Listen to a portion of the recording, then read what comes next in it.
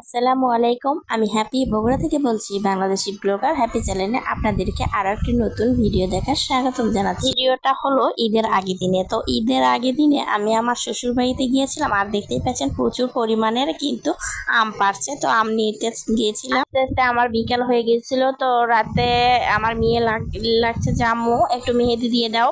তো ওর খালামণির থেকে ও মেহেদি দিয়ে নিচ্ছে, আর আপনাদের সাথে একটু শেয়ার করছে। দেখেন ওর মেহেদি দেওয়া কিরকম হয়েছে, সবাই কমেন্টসে জানাবেন।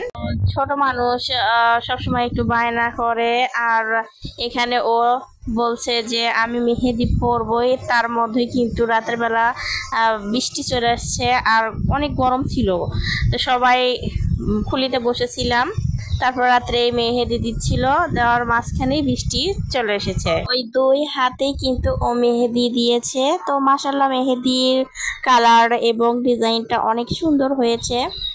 তো আমি পাশে কিন্তু বসে বসে দেখছিলাম যে কিভাবে ও দিচ্ছে, আর আমি অতটা কিন্তু মেহেদির ডিজাইন করে দিতে পারি না। তো হালকা পাতলা হয়তো আমি দিতে পারি। তো দিয়েছিল, আমার মেয়ে অনেক খুশি, দুই হাত ভরে ও কিন্তু সুন্দর করে দিয়েছিল মেহেদি।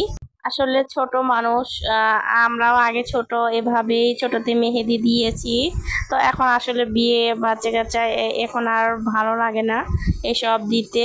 রাতের বেলা আমি ঈদের আগের দিনে কিন্তু দই বসিয়েছি, আর মশলা করে এত সুন্দর হয়েছে দইটা, দেখেই কিন্তু লোভনীয় হয়েছে আর খেতে ইচ্ছা করছে। দেখতে পাচ্ছেন আমি কিন্তু ঈদের 2 দিন পর ভয় জবা করছি। তো দই দেখে আসলে কিন্তু আবার লোভ লাগছে, যে খেতে ইচ্ছে করছে।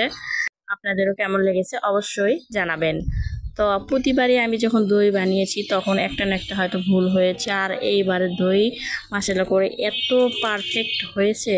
তো আপনাদেরকে কি বলবো, এই তো আমি একটু আপনাদেরকে ঝাঁকিয়ে দেখিয়ে দিচ্ছি যে কীরকম কোনো প্রকার ঘোল দই হয়নি। এটা একেবারেই পুরো আমাদের এই বগুড়ার দই হয়েছে।